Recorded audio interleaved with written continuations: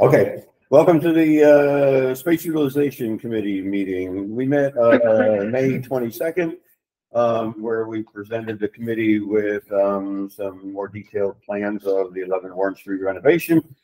At that time, our engineer had asked committee members as well as other supervisors for feedback information on those things. And since then, the architects that are hired have been meeting with department heads. Some minor changes have been made there along the way. The main purpose of today's meeting is that Ray provided correspondence on June 11th, answering all of the questions that he had received to date on the proposed plans and drawings. And today our main objective here is to obtain concurrence of the schematic floor plan. This would then allow the design to begin the design development phase of the project and begin working on additional detailed design as well as a construction budget. So there's a lot of detail that needs to be developed yet, but right now we just need to agree on, yes, this is the basic schematic design. So with that, I'll turn it over to Ray. Great, thank you. Thank you, everyone. So I've provided everyone a copy of, generally speaking, the same information or similar information that I provided within the memo of June 11th. The only one I didn't provide in that June 11th memo is the top page, which is the colored page that I provided a few clouds. And I think I'm just using that as a key to show everyone the sketches that were included in the memo. I'm using this as a key to show everybody where those proposed modifications to the floor plan are occurring. So if you happen to have a pen and if you happen to have this in front of you, the area of the Board of Elections up in this area here, that's SK1. The sketch corresponds with SK1. The area down in this area of probation where the interview rooms are, that's SK2. And then back in this lower area, again in probation, is SK3. So when we get to those sketches, those are the corresponding areas. Because when the architect prepared those sketches, we just honed in on the areas that were being proposed to be modified. And generally speaking, those areas primarily were based on feedback that we had received, not only from the committee members, but then also the discussions and further discussions that we had with the actual department heads themselves. So if it's okay with you, what I would like to do is actually start with those first, just to review those changes, and then I'll dive into the memo that I prepared from June 11th as far as additional detail. So if you put to the first SKA, also STD1, again, that's the first sketch, that's black and white. That's referring to the area and proposed change to the Board of Election area. And primarily this change is limited to the front lobby area, reception area, and assistant area dealing with the Board of Elections, okay? In speaking with them, a few of the items that they had requested was they have part-time employees, as we've discussed. They also have some specialists that cover the front counter area when those part-time staff members are not present. So they wanted to have us consider shortening up the size of the overall conference room, making that a little shorter. If you remember when you first walk in, if you walk into that room, there was a wall in this area. We're going to tear down a part of that wall, create two counter spaces at that point, so the general public will be able to come and actually meet up and greet them directly. They can then provide any information that they may need as far as absentee ballots or answer any questions that they may have. Coming off to the side of that, we were then also going to provide an additional counter for when they may not be available and not be present. That would actually be at a lower area and be handicap accessible, because obviously we need to be handicap accessible as far as the facility as a whole. And that would provide that ability to interact with the specialists that would be at their normal seating location of desks that were in that area. So that was the largest change. We've also provided for, there used to be or is currently a door that goes between the lobby area and the first commissioner's office, commissioner office number 1. We're going to close that door up and we're going to put a couple desks or a table there with a couple seats. So in case people do need to fill out paperwork, that they have a location to do so. We're also going to prep that area because Board of Elections has indicated that at some point in the future, it would be anticipated that some of the work, whether it's absentee ballots or other paperwork, could be done online. So we're going to prep that area so that way power and data would be available. So in case they ever put a computer monitor at those locations, at least it'll be prepped and ready for them to do so. I have one question for you. I see the toilet, existing toilet.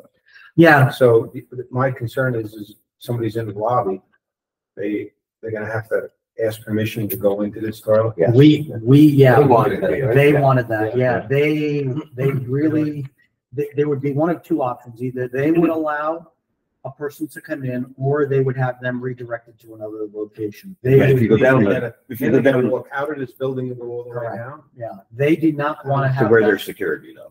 to where there would Then be there's a security. public restroom there. Yeah, they did not want that as a public restroom, and that was a specific request that they had had. But you got 2 restrooms right in that same. Correct. Yeah, and for all of these, just so everyone's aware, and I did identify that, it was a question that came up from one of the committee members.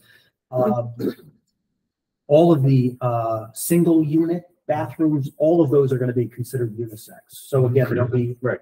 Unisex, so it could be used by either gender. Any of the gang, what are considered to be gang bathrooms, where there are multiple fixtures, Right. those would be identified as either male. My only concern is that somebody needs to use it.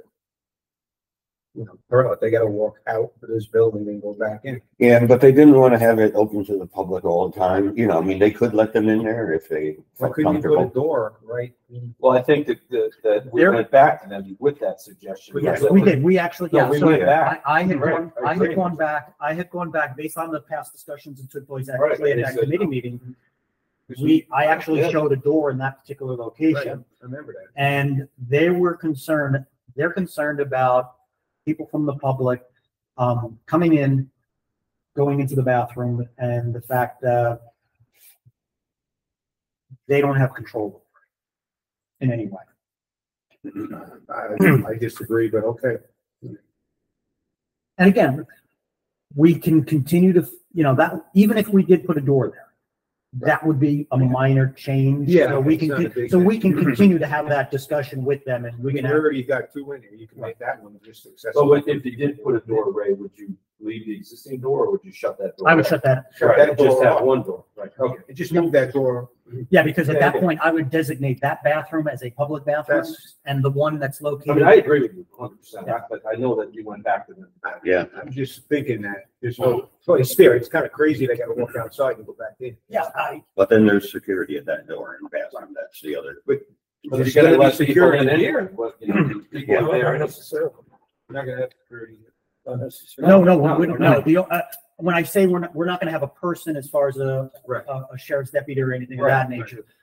The security at this particular location would be the locked doors, Right. which they could buzz in, so they would still have the ability of selecting and allowing some. So was the concern, Ray, that they're gonna just get people off the street just to use the bathroom? Right. Not somebody that's there for election? Exactly. Oh, That was all right. Well, specifically- that's a- That was that's specifically a what they different- identified. It's a different, well, no, then they would use the one where there's security. Right, and that's what they indicated is, again, Okay. because at that door, There that is a inner very safe door, public bathroom Right. there. For that they reason. would, if someone says, hey, I need to utilize the facilities, Right. they can redirect them and say, Right. please use I the main understand. access, there's a Okay. public bathroom down there. Right, so I understand. Okay. But that was the Yeah, specific no, that's a- concern that fair they had. concern. Yeah, we had a long Especially, discussion. especially in light of the fact that we're not having a sheriff's deputy there. I understand. Minor then now. So yeah, and again, we can continue to have that Right, that's discussion. But generally speaking, as far as proposed changes to the Board of Election area, that was what was requested, and discussed with that. Going to STVA SD2, which is sketch number 2. We start looking at the area of the probation department. So this actually stemmed in part, these changes actually impact and have been based on comments that were received from the public defender's office as well as the probation department. So let me talk about the probation department, or my apologies, the public defender's department first. Public defender's department, after we had met as a committee, as we had reviewed this floor plan, public defender's department was concerned that although currently probation and public defenders are in the same building currently, generally speaking, they are separated from one another via office or doors or things of that nature. The concern was my original layout with the architect provided for access from probation through a hallway, through public defender's workspace, to be able to get to the lounge that's in the corner of the building, okay? So when we look at this overall layout, and this overall layout shows, you know, superimposed actually has the original layout in it as far as the way that this was configured. So there was originally a door access that provided for a common hallway that would lead them back to where this break room is going to be. Public defenders had a concern regarding that. We indicated we could take care of that by increasing heights of walls and doing various different items. But we started to look at the cost of that as well, because if we start increasing walls, creating additional door spaces, its price tag starts to increase. And the only reason for providing that access point from one area to the other really was for that break combining, and right. Again, not having duplicate. Right. It's actually cheaper for us to create a very simple break room that just provides a counter with a refrigerator and a sink for probation and eliminate that access door between the two entrances. We're actually going to save money by doing so instead of making all of those other modifications to public defenders. So the new layout that's identified on SD2 does away with that doorway, number one. So therefore, everything in public defenders is now public defenders, including that probation, or including that break room, including the bathrooms. And we've created for the ability of a break room in the probation department. The second part of that sketch and modifications to the sketch is when we went back to public defender, or probation, my apologies, probation, we began discussing how the interview rooms would be utilized, and actually based on a comment that came up, and I discussed that comment with probation, that there was concern regarding parole and the fact that there were interview rooms being utilized for parole, and whether, you know, that's an unfavorable environment that we're creating as far as those interview spaces. So again, probation made sure that wanted to make sure that I understood and make sure that the committee understands they're two different entities as far as probation department and parole. Probation department is a county-run department. Parole is actually at the state level, and currently parole is utilizing the probation department. Back several years ago, parole was actually being dealt with out the public safety building. There were some issues that may have taken place at that time in place, and therefore it was moved into 610, and they utilized the interview rooms that probation department had. That being said, they had no issue with parole continuing to use those interview rooms, but they had questioned the need for actually additional space.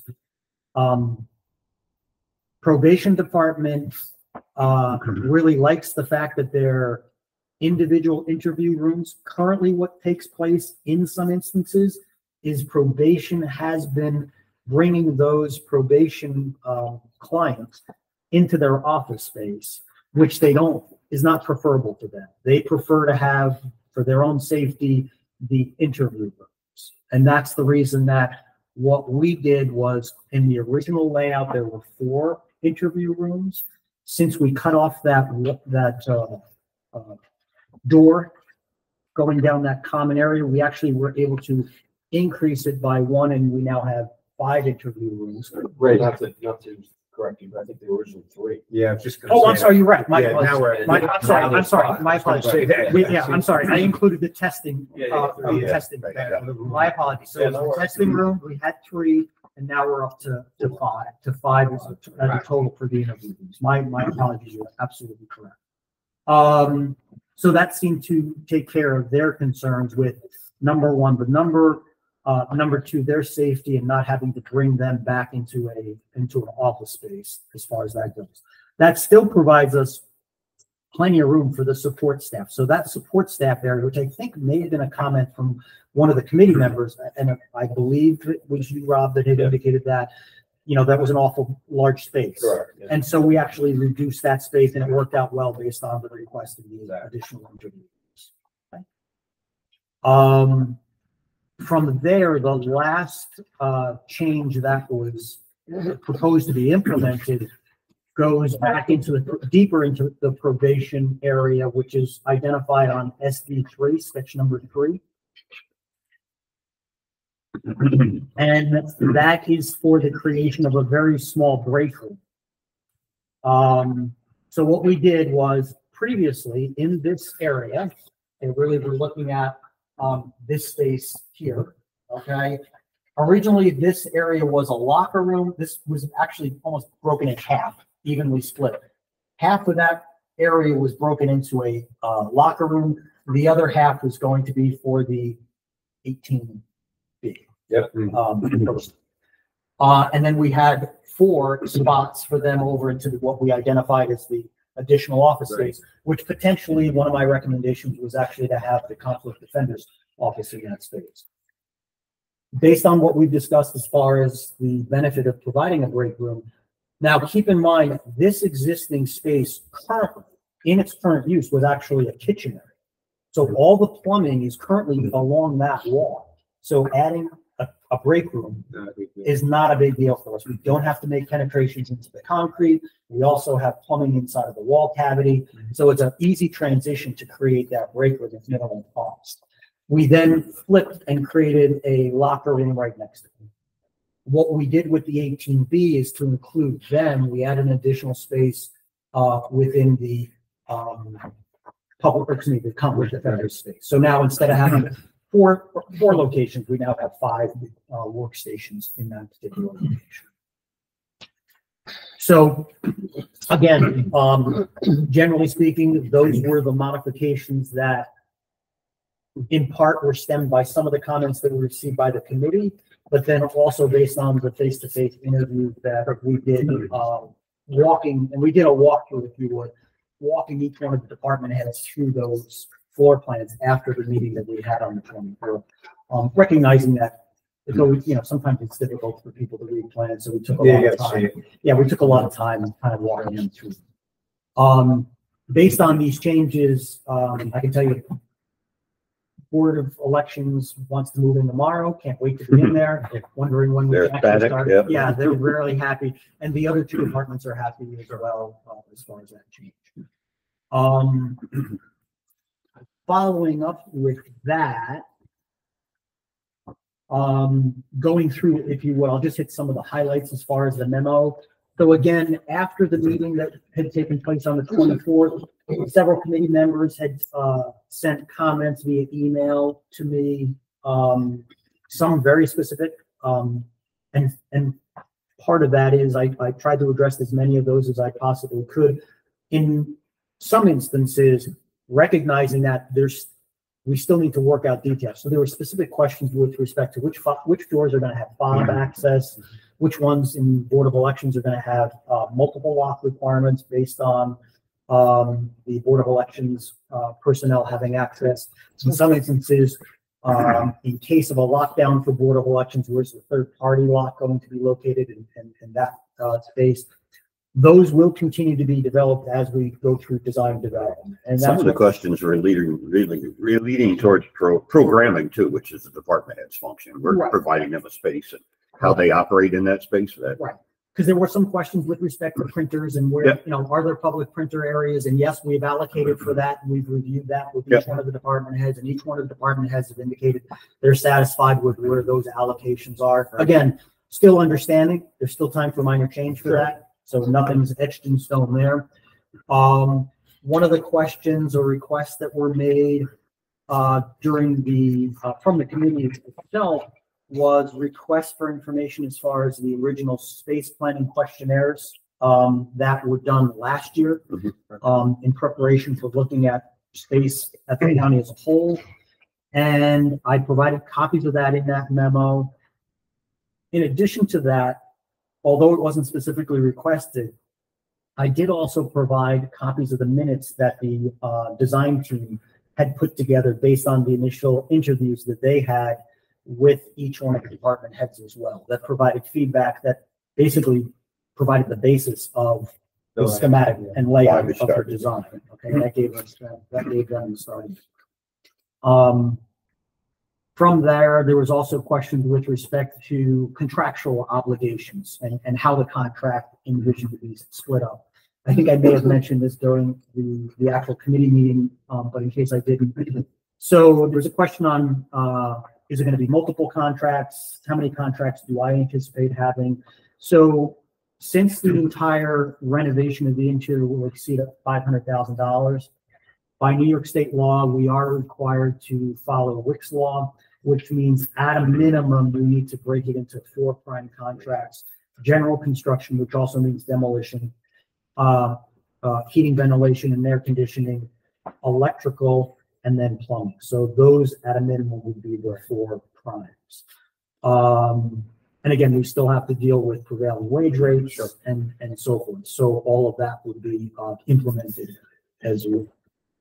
There were some questions with respect to the heating systems and energy conservation measures and thoughts along those lines. So as was outlined in the original request for proposal for the project, the design engineers are required to take a look at the existing systems and to see, number one, condition of those units, as well as the potential replacement of some of those units and what you may be able to implement to try to enhance energy conservation. So that's that next step. We didn't want to do that early on until we have this, because that comes into play as we start looking at budget as well. I can tell you that there are numerous units. There are a total of 11 rooftop units, if I remember correctly, on that roof currently.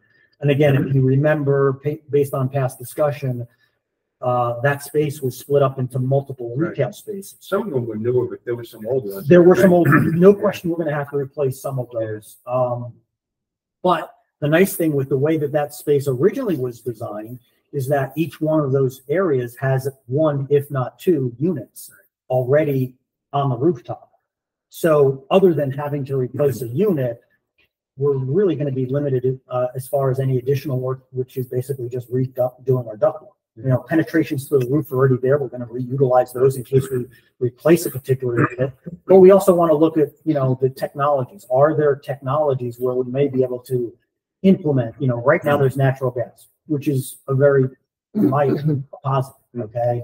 But are there units that are available that perhaps is a hybrid where we could use on most days an air unit that is using like a mini split, or not a mini split, but that same concept. And if the temperature drops below freezing or something like that, then the LP gas could kick in. So that's some of the things that they'll be looking at as far as that's concerned. So that, again, that was one of the general questions that were identified.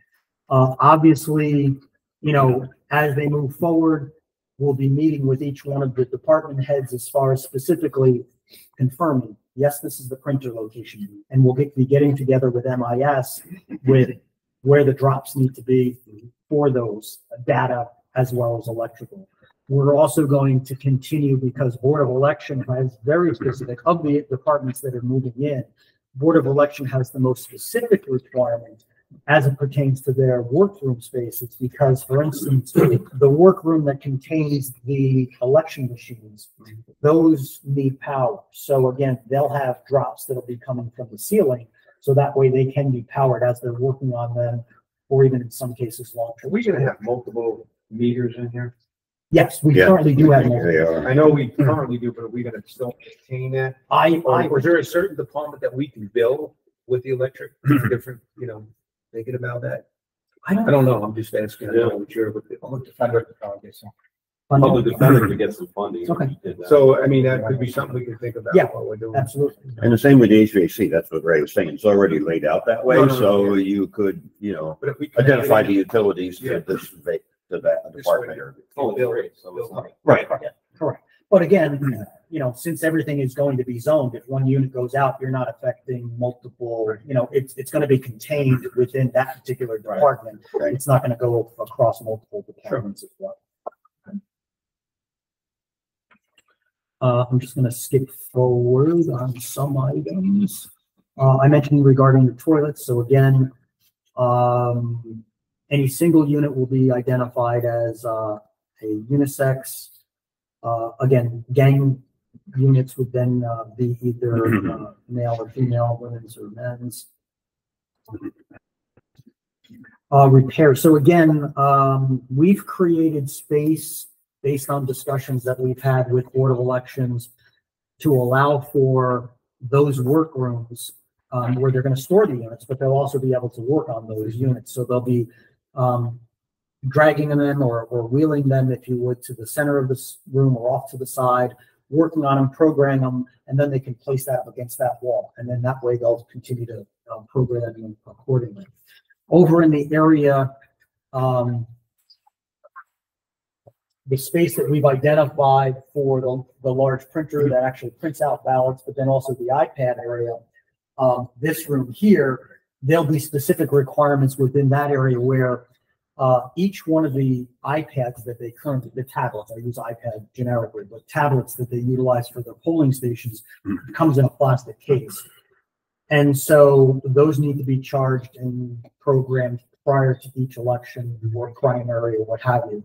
So one of the problems that they currently run into is that if you go into their office on any desk or any flat surface that's available, their cases sprawled all over the place, plugged in, trying to charge these units. Or something? Yeah. We're going to do two things. We're going to create multiple shelving. So they'll have workspaces. They'll have gang receptacles along the wall. So you can actually do up to 12 units, if not more.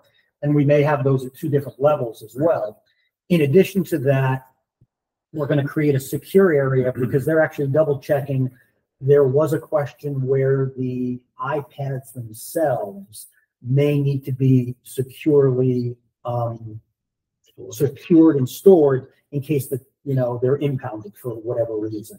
And so we had envisioned that could be done in if you would, a cage or some sort of a shelving unit that has some sort of an enclosure that could then be locked. And again, we'll deal with the how that is going to be locked once we figure out whether it's just the two or whether it needs to be Do they that have third those one. commercial chargers that you can just lay in like now you can take your cell phone and just lay it and charge automatically? I don't know if those are wireless or not, they're on those Commercial? devices. Yeah, I'm not, well, two things.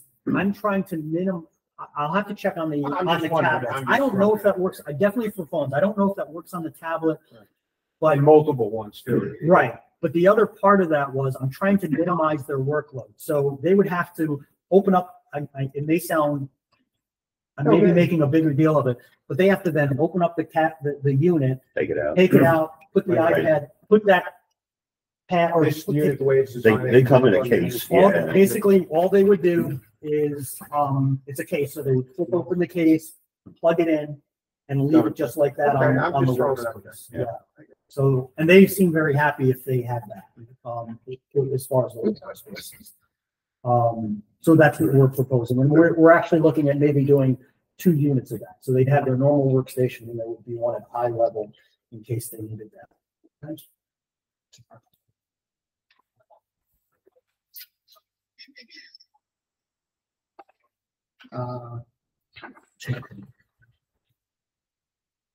Filing room, we've reviewed there was a question regarding the filing room, and the filing area that's required for Board of Elections. So Board of Elections, have different materials need to be held for different periods of time as far as the Board of Elections. Excuse me. They have identified that there are areas and certain materials that need to be stored for a 4-month period. There are other materials that need to be stored for a 2-year period, an extended period of time, and there are yet additional items that need to be held indefinitely, okay, in perpetuity.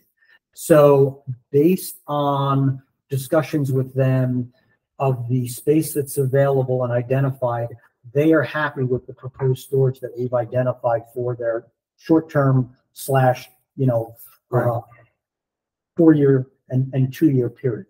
They still identified that if available, although it's going to be much, much less space that's required, they could still utilize some of that space down in 401 inside of the cage, obviously up off of the floor, for that indefinite, in perpetuity files. They would like to keep that. They have identified there's quite a bit of material currently down in the basement of 401 that they can do, and they will be doing a better job of, that they have not archived it or disposed of it or anything like that. There's quite a bit that they felt that they could actually do and get rid of over time. And they said that's one of their goals in the upcoming years, is to do a better job of doing that. Ray, question on me. Does this have to be fireproof also down where these records are kept or not? No, they identified that it does not need to be fireproof. Okay. Yeah. I can tell you, I know for some of the probation and some of the public defenders, they've already identified, they currently have a few of their file cabinets that are fireproof file cabinets. They're going to bring those over as far as that goes. Well, we don't need a room. No, we do not need a room set aside.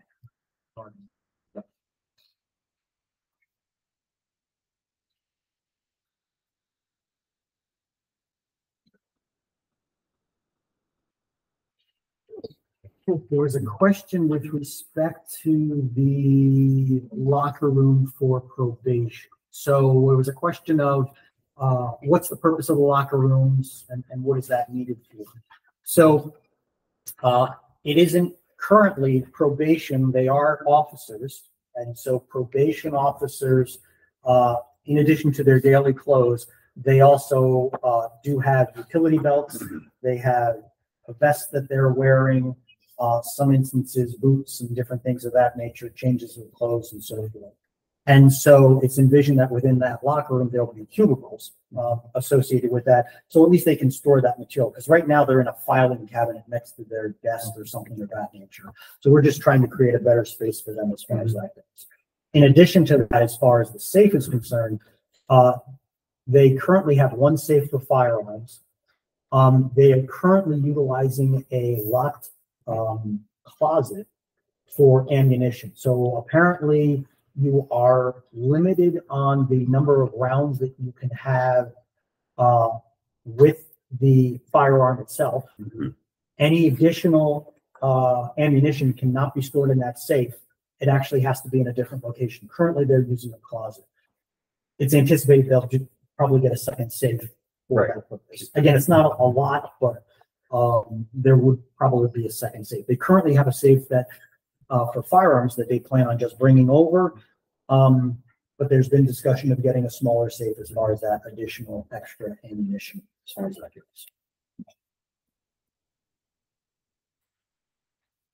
goes. There were also interview rooms. So getting back to the interview rooms, my apologies. So probation. So during my discussions that I had and taking into consideration some of the concerns that committee members have, as well as one of the board of supervisors has had regarding the use of interview rooms. When I spoke with probation, they put me in touch with parole at the state level. And I've been trying to go down or go up the food chain to get to the right person that is in the decision-making capability of identifying exactly what their number one requirements are and what their needs are specific to these interviews. So they called me back today, but I was dealing with a few other items that I had to. So I'm hoping to get back with them tomorrow to get additional information. Once I get that additional information, I can send them copies, obviously, of these plans. But if there's any additional guidelines that they have, by all means, I'll be sharing that with the Space Utilization Committee, and we'll continue to work on those details as we move forward. Okay. Generally speaking, there were other questions with respect to number of employees for each one of the departments. So from that, I'll just briefly talk about parking. Again, this is outlined in the memo. So I had identified for the committee members outlined within that memo that I prepared based on all of the departments. So, and this is including the proposed departments that I've identified. Board of Elections, Public Defender, Probation, Conflict Defender, and 18B, DWI, Security, as well as a greeter as well, okay? That total staff would be 41 spaces. Of that 41 spaces for the staff, 20 of those are union members. And the reason I bring that up, and that's been identified per the union contract, we are required as the county to provide parking for those union members. When we look at the potential parking that's available, currently on site, we have what I've identified, if you would, as unrestricted parking. So that's not including handicap parking, which we have 2 spots, and we're going to have 2 spots for EV chargers. I did not include that in the 27. Now, granted, if there is an employee that happens to have an EV vehicle and they want to charge up, by all means, they can use that spot. If they are handicapped and they need to utilize the handicap spot, by all means, they can do that. But I have not included those 4 spots in the number of 27 of the on-site parking spaces that I've used in my analysis. From there, looking at the frontage along 11 Warren, only on our side of the roadway, okay? So I'm talking direct frontage that's available. And again, this does not include a handicap spot that's there, that's been identified and that is marked. I didn't actually include that. There are a total of 14 potential spots. None of them are marked currently, but there is the space available for 14 spots along our frontage of 14. So that extends from the corner of First to where the driveway entrance is, not going any further towards Front Street. It's just the area that we would, again, our property frontage. In addition, there are 14 spots there. And in addition, again, similarly to First Street, there are an additional 4 spots there. So between the 27 on site, unrestricted, the potential utilizing 14 along Warren, potentially using 4 on front, that gives us a total of 45 spots that are available for us as far as our staff members. So we know that our staff are covered for, and as far as the public could continue to still use, just like the public utilizes at any restaurant located within the city of Hudson on Warren Street. You know, in our understanding, the city is looking at metered parking, so they would just use metered parking along Warren for those visitors, as well as quite a bit of space along Front Street. So again, there's just one property from where we are. There's one property from where we are to actual Front Street. So it's a very close walk if public had to park on Front Street as well.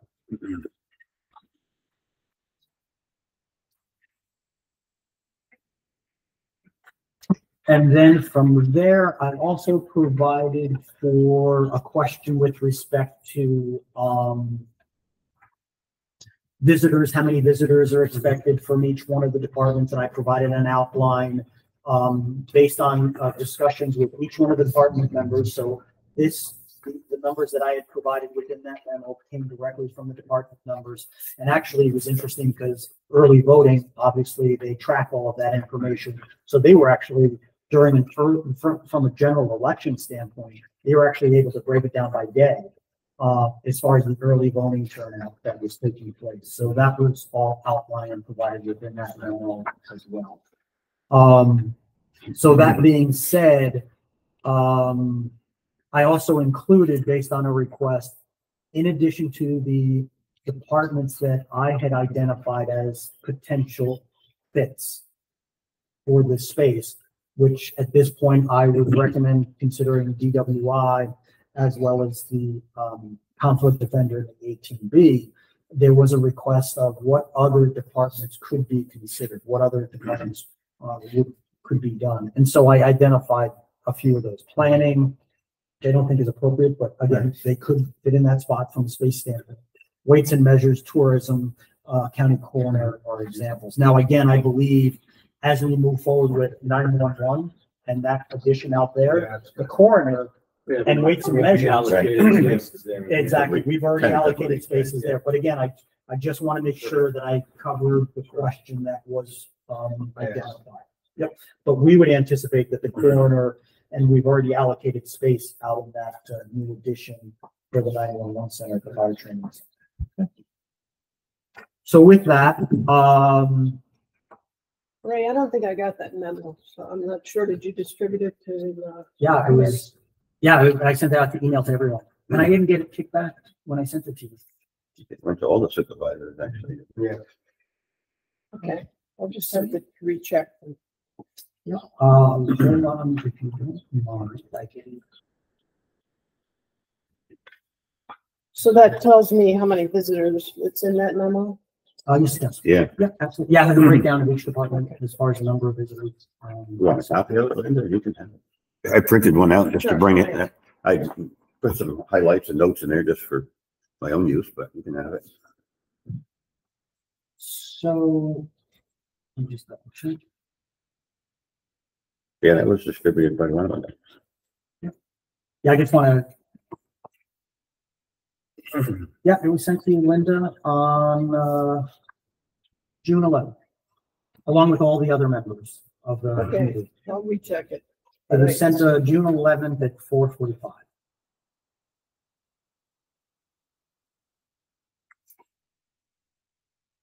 I have one question about the condition of the roof. Has anybody looked at that?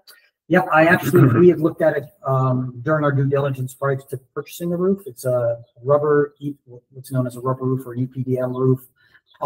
It's actually in very good condition as far as that goes. There don't appear to be any major repairs that were done to it. There's no leaks that are currently taking place. We haven't had any issues with it. We can get, several years continued out of that roof space. And the nice thing is that at least right now, unless something comes forward as far as the design, it's anticipated that we would reuse all of the penetrations for the HVAC, so we wouldn't be making any new penetrations in the roof. And then also, while you're talking of the roof as well, my apologies, Supervisor Mussman. Currently, there's also a small solar array on that roof as well. And I'm looking to actually terminate that lease because the county actually has to, and the previous owner actually had to pay for a lease for that particular array. And the array itself is just about at its useful life. So again, as it reaches its useful life, production drops. I think the county would be better served at some point in the future to go ahead and implement a new solar. Yeah, that was another thing. On that. The potential of putting solar on there. Absolutely. There's a lot of space there. Yes, there is. And they've just got a very small array on there and it's not producing.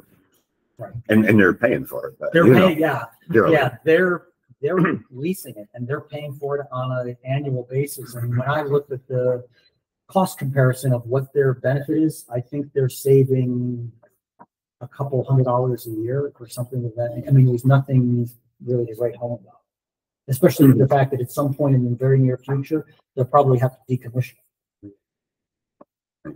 So since I didn't get a chance to look at this, the numbers for like these elections, these early voting elections, those are quite hefty. Like you have 400 people on Saturday and Sunday 200. That's a lot of traffic. Yeah, so I'm I glad you bring that up. So I if you still look- think we need a traffic Yeah. and parking study, to be fair to the city. So I'm glad you bring that up, because when you look at those numbers, Mhm. predominantly, those higher numbers, they're on Saturday and Sunday when the When you're not parking there. lot, and we're not there, exactly. But So you've got the We're not using it for 27 probation spots. and, right. Yeah, right. And they're not all there at the same time. Yeah, so again, if you They're take a over look at an that, 8 to 10 hour period. right, so if you look at that 400, that's correct, that's during that particular day. Mhm. You spread that out over an 8-hour period. Not even 8 hours, it's more like 14. You know, I mean, they're there from Right, correct. 6 a.m. till 9 at night, so. Yeah, I'm sorry, You you're know. correct, right, so, you know.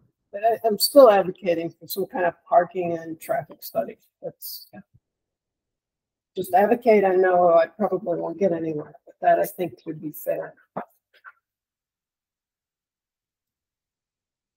Also, I'm curious about the electricity and how much, like, is there adequate, I hear you, it's always adequate, but is there enough electric in this building to Oh, yeah. serve all these things you want to plug in? yeah, there's more than enough. So right now, there are a couple items that we have going for us. Number one, I believe there are multiple meters. It's 3-phase power that's coming in. So when, again, as it pertains to our HVAC systems, it's preferable to have 3-phase, available, because it's more efficient as far as running that large equipment and those compressors and blowers and so forth. But yeah, we did take a look at that. My apologies, I didn't bring that.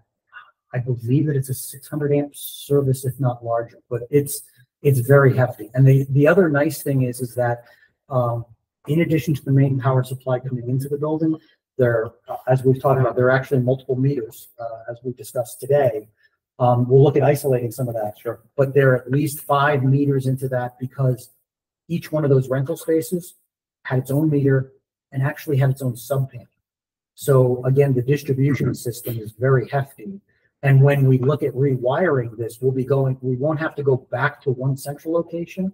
We can go back to those subpanels. I mean, Plus So- the changes and so- lighting yeah. and heating and. But that's actually We can cheaper control rather it. than running That's right. home runs back to a That's right. central location. Yeah, I think this building won't draw that much at all compared to. what- even if we want to do some changes from, fossil fuel to electric heat pump type things, there's more than enough power for some of those upgrades right now. So yeah, it's not a hard reach. Because lighting today is nothing. Yeah, because the anticipation is that we would be going to all LED lighting as far as Right, that yeah. is concerned. So again, we'll be reducing our energy footprint, as far as conventional lighting. Sure. As far as conventional. And I know this isn't part of the discussion, perhaps the interior, but how do we calculate the exterior? Is that another contract later that adds on to what we're calculating the cost of this? Yeah, so we. And how much, when does that number come? So I built into the budget an allocation of the exterior as far as some cost. And my apologies as far as the exact number, but I had built that into the overall budget for the building as a whole. I did include some of that cost. When we RFP'd the building as far as the renovations and so forth, we had requested information from each one of the architects as far as the cost for the building exterior, on what that cost would be. And in both cases, there were a range of dollar amounts. For the simple reason is they were unsure of the scope. Is it going to be a simple facelift, if you would? Or is it going to be a dramatic, modification of the exterior? And so they were very hesitant to pin themselves into a number regardless. Then again, from our last discussion, from the other day, I think the plans are to get some designs out there. Yeah. Get them out to. But when you were doing it last Well, year. yeah, right. right. So we will need to engage. So the reason I say that That's is, another number on top. as far as the design, Definitely. yeah, as far as the design, there'll be an additional number on top of it. Absolutely, yeah. And again, because we were just going back to, and that's why I had mentioned based on No, I got the you. meeting of the other day,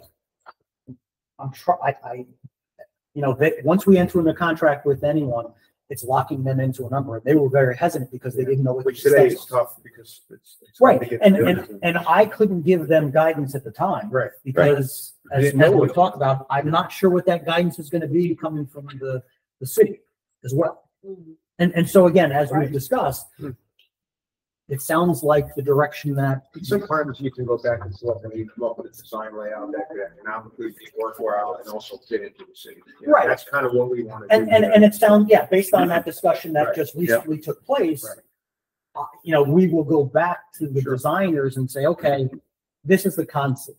I can try to hone in at least on a concept level, then go and from we'll there. just do it from there. Yeah. So I'm going to limit their scope where before it was going to be a design. Now I'm going to just limit it to give me 3 concepts. Right. And then we'll discuss. Let us discuss those, Right. hone in on hopefully one of those concepts with modifications. Right. And then I could then put it back out to bid. But Ray, this isn't happening at this. No, point. right now, all we're looking No. for is the Right idea that now, we're gonna put these 3 We departments gotta in get there, these Things Right. going and then. We all recognize that that's part of the overall. There's no question. We've identified that Right. from day one. Okay. And Supervisor Burrell said, we need to do something with the exterior because obviously Right. this is now a reflection as far as the Yeah. county compared to, the way it currently sits as far as Yes. retail space. And I believe the county, we're all the county supervisors are on board doing that.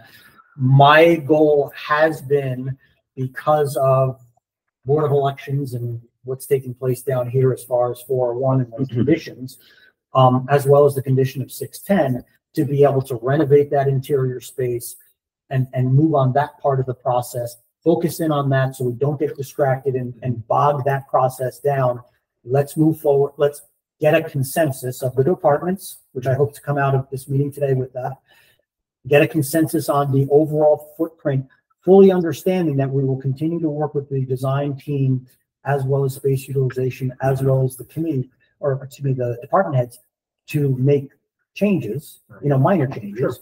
But those are the 2 goals. And once we get to the point of, okay, we're ready, we've got design development, we've got contracts out the door, now we can refocus only on the exterior. So we need to today now approve these changes. What we need is a motion to approve the schematic drawing and move to the next design phase so we can Right. start getting construction. I would make that. I'll second it. I have a motion and a second. All in favor? Aye. Aye. Opposed? I am, Is there opposed?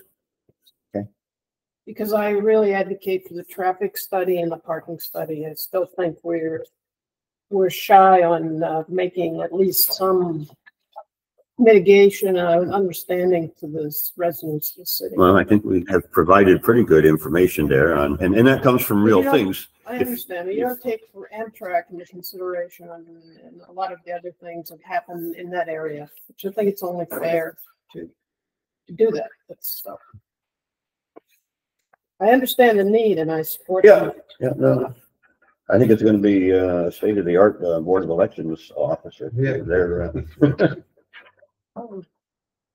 Unless we return to paper ballots. the other subject that I did want to just, that we didn't quite complete with that either is the idea of moving 18B and conflict offenders in there. I don't know, Ray, did you get any other comments from anybody else on? No, I didn't, yeah, after I provided the, We don't have to really decide that today. I'm just throwing it out there because it was in your memo that, yeah. Yeah, I mean, think you kind of do it. yeah, I would like to, Say- hone in on those that As we're doing the design steps. unless something else comes to the surface, I would like to. us to hone The in. conflict defender and the 18B, part of the project, the reason for putting them down there is that Harrell's carrying money that we're getting from the public defender's office was contingent It's gonna upon pay us for that. formulating those 2 offices. Right. We have formulated the conflict defender's office. I did reach out to them recently and just got an email back asking them for a job description on the 18Bs. So we're going to actively seek out that office as well. Presently, we have the conflict defender upstairs, which is an MIS's room, which they need back. So I am going to advocate that we move the 18Bs and the conflict defender down there. It makes sense. It's near probation. It's near public defender. It seems to me that that's fit, which then frees up MIS's office, which they need, Right, the training space. the training space.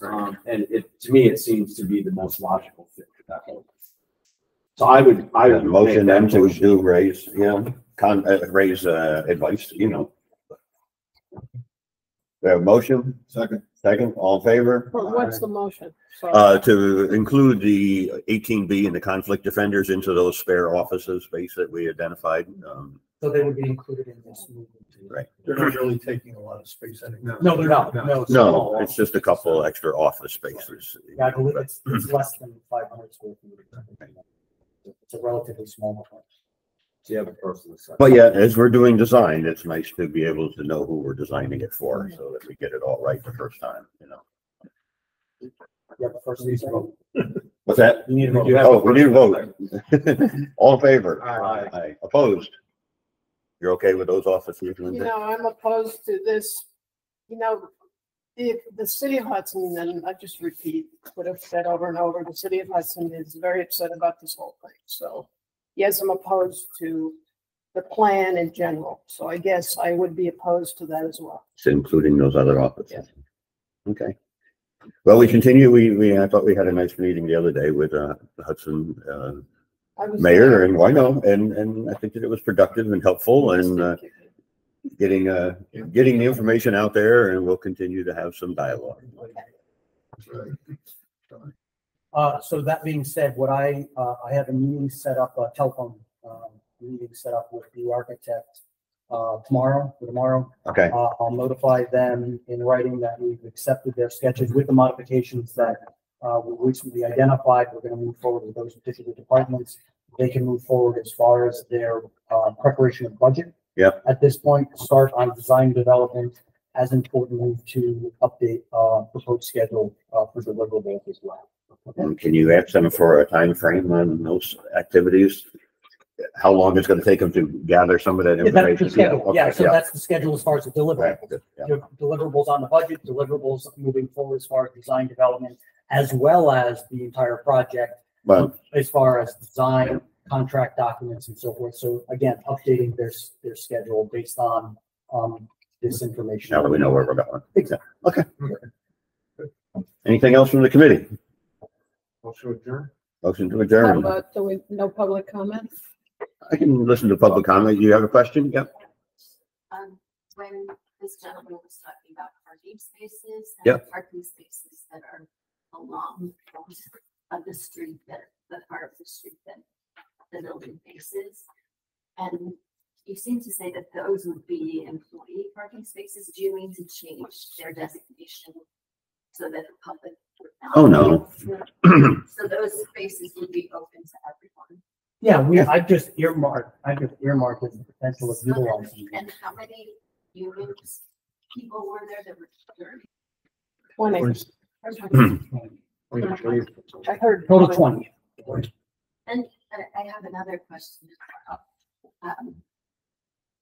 I was at the meeting on the 24th, and to my knowledge, these are the only two meetings that the public was invited to in relation to this. Is this correct? No, actually, there's been a number of space utilization meetings about this, as well as full board meetings. I was gonna say there's a full board meeting in Were January. there any meetings prior to the decision being made that to move forward to which the public was invited? Public is invited to all of our meetings. I mean, before the decision was made, this public meetings where the public was invited To purchase the building, you mean? to. Yeah, that would have been the full board meetings, the full county board meetings. They're all public. And then with the county supervisors, are you all appointed or elected? Supervisors are elected, just as they are in Hudson. And how long is the term? They're different in every town. Yeah. Some two or four. 2 or 4. All right, we had a motion to adjourn. All in favor? Thank you all. Thank you, Larry. Thank you, Ray. Thank you. Good job.